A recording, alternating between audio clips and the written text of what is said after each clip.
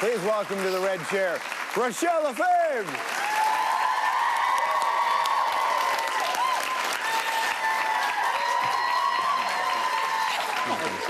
My sweetheart. Welcome. How are you? Thank you. I'm good. How are you? Have a seat.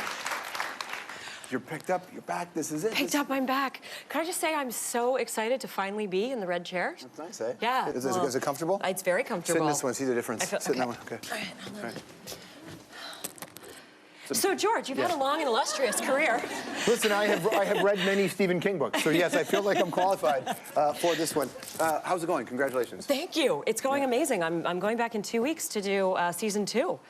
So it's interesting for you because you got this film where a bunch of people are trapped at home in this place that they can't get out of. But in a sense, for you, as somebody who's been on the road so much, you've been trapped away from home for so long. I have been, yeah. In a way, actually, that's kind of the reason why it's nice to be going back. The older I get, the more I sort of like the familiar a little bit. It's nice to have things that that are constant, just to sort of break that up. I think casting a Stephen King concept is something. Yeah. Right? I mean, Haven is loosely based on the Colorado Kid. It's out there. Everybody knows about the iconic films as well. It's a thing to be a part of that. Were you a fan as a kid? My mother had basically all of his books on the shelf, and I was allowed to read whatever I wanted. Come from a really literary household, so it wasn't like I was ever told I was too young to read it, so I used to flip through the books and read some of them, and they were terrifying. So when I finally met him, I did the cheesiest thing ever, which is like I had this moment when I met him and I was like, don't say anything, don't be a fan, don't be the 800 millionth person to be like, oh, I was so scared, and out of my mouth it was like, you scared me so much and I didn't sleep for 2, and he was just like, uh-huh. Do you have a picture? I think you tweeted a picture of you and Stephen King, didn't you? I did. Your Twitter feed's funny, man, because you weigh into some serious stuff on that all the time. I get in trouble because I feel like I'm so outspoken in my regular life. I like dissenting voices, and so if you disagree with me, by all means, please disagree. People have sent me great links to articles and things like, hey, I think maybe you don't know everything there is to know about this. Why don't you check this out?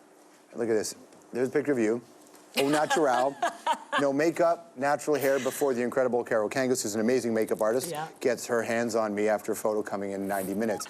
The next one is this. I like this one. Okay, it's not a real world problem, but you really haven't taken your self-esteem for a test drive until you've tried on 4 bathing suits for a film.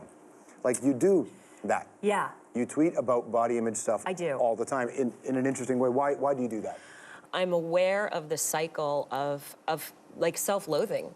That kind of like you can become, your self-worth can get really, my self-worth can get really tied up in that. And I have a younger sister who just turned 17. So I'm also really aware of her experience and what it does to her to see magazines and actors and things like that. So I think it's just one of those things that I just don't, I have no desire to be like this, this glamorous, like this is fun, but my hair took an hour and my makeup took an hour and the clothes, it's only a white t-shirt, but it's from Holt Renfrew. It's like, it's a package, and it's a manufactured package, and I just think that it's great and it's wonderful, and we should celebrate makeup and being women, but I do think it's really important to not, for other people to see the other side, and also it's important for me and for my sanity not to be this all the time. Like, that just wouldn't be healthy. All right, take a look at this. Mr. Tuttle, you're scaring our new And you were with him in White House Down. Yes. Thomas, this is Hyacinth Marquez. The amazing head Nicholas Ray. cheerleader, debating champion, My hair's honor still frizzy. roller, all-around wise ape. Pleasure to meet you, Thomas. So Hatley High, right? Hatley High, directed by our very good friend, Phil Price. So if people have seen the movie White House Down, They might you're recognize... you're in it, but that guy that you shook hands with, Nick Wright, is also, he's the tour guide. He's Donnie the tour guide. Right. Yeah, he's amazing. Nick and I have actually worked together. White House Down was our 3rd movie together. And we joked, because in our first 2 films, both directed by Phil, Hatley High and then a film called Prom Wars, we were like love interests. And then we went to do White House Down and had no scenes together. Yeah.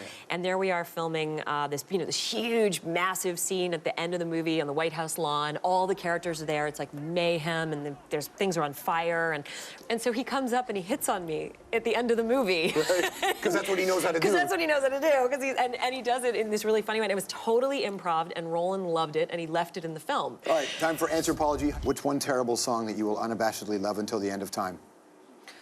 Oh God, there's so many. You have to see it, but you have to sing it. Wait, but it has to be terrible? Yeah. A terrible song. What do I, oh, Cher, If I Could Turn Back Time. Wait, I don't think we're familiar with that song. How does that song go?